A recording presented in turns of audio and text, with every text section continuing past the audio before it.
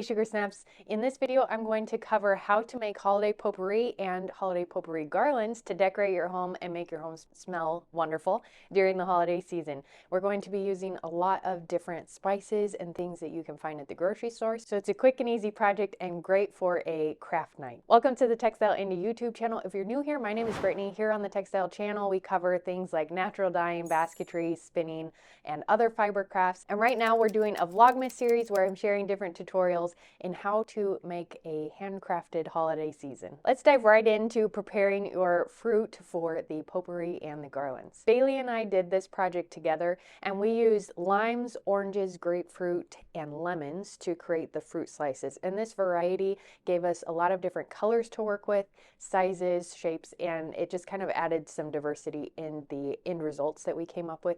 It also adds slightly different scent, and you end up having a really nice kind of range of citrusy scents in your potpourri, and as well as different look in your garlands. So if you don't have access to all of these fruits, you can choose the one that's easiest to find or the cheapest for you to find. You don't have to do all of them.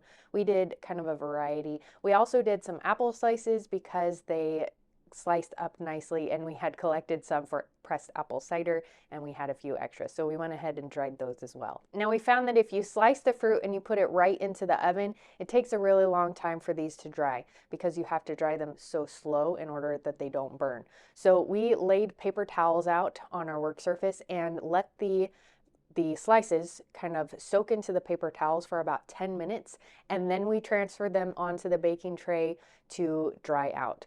This kind of took some of the juice away and dehydrated them just slightly so that the initial juice that happens when you cut the fruit was removed. Then we put them into the oven at 170 to 180 degrees Fahrenheit, and probably wouldn't go longer than 15 minutes at a time, just to make sure that you're checking on your fruit and that they're not over drying or burning. It can be really easy to burn these slices because they're full of sugar, and sugar likes to brown. So be sure to check on these and flip them over every few minutes. If you do 15 minutes on one side, then flip them over for 15 minutes. You might have to go back and forth a few times to get them fully dry.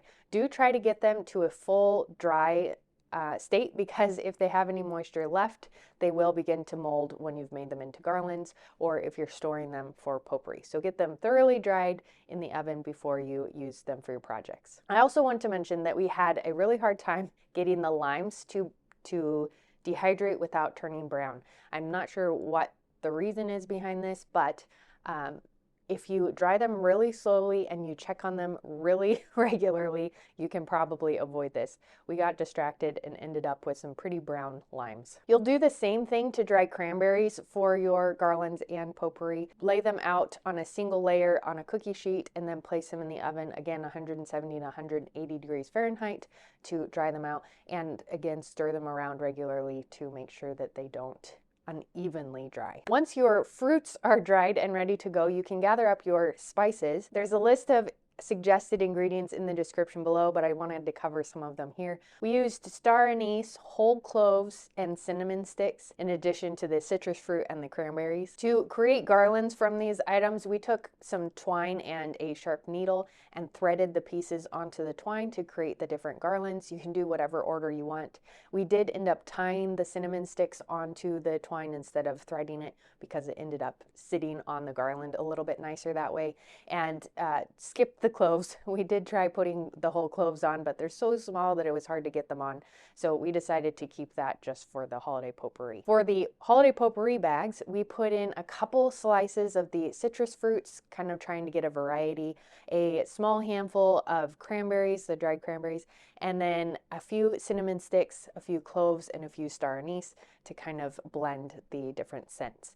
And we wanted to hand these out as gifts for family members, so we put these in little brown paper lunch sacks and then tied them with a piece of twine in a little bow, marked them with holiday potpourri, and then handed them out to our family and friends. To use the holiday potpourri, you'll put the mixture into a pot and add some water. If you can fill a small saucepan about half full of water with those ingredients and set it on your stove on low, then you'll be able to heat the water and it'll heat the ingredients and make your kitchen and your home space smell really delicious. Another way to do this is having a little crock pot. Often you can find small crock pots at thrift stores, and I like having this because I can change where it is in the house and it's less of a burn hazard. So I just add water to my mixture in the morning, let it run on a low heat throughout the day, turn it off at night, and then rehydrated it and keep going. It will last for about 5 to 7 days without starting to mold or have any scum come up on the surface, especially if you're keeping it warm. So go ahead and use that for that length of time, and then you can refresh it with a new bag when you need to. Another great addition that you can put in is if you use a fresh Christmas tree, fir tree.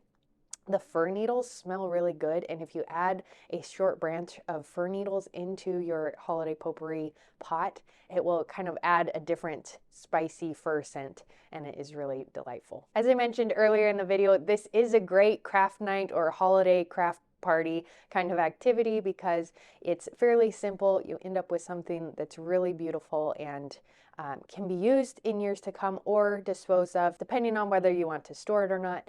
And it's just very relaxing to create these items and have something that is very natural and homemade. Be sure to sign up for our email update list to get notified whenever we put out a new video. Right now we're doing a Vlogmas series, and coming up in January, we're going to do a January challenge where every day I do a short video on creativity practice and how to develop your own creativity practice, as well as accomplish some of the whips in your stack. So any works in progress or UFOs, unfinished objects that you might have laying around your house, go ahead and gather those up, prepare for January, where we're going to knock some of those out and create a personal creative practice. Until tomorrow's video, happy making, and I'll see you then.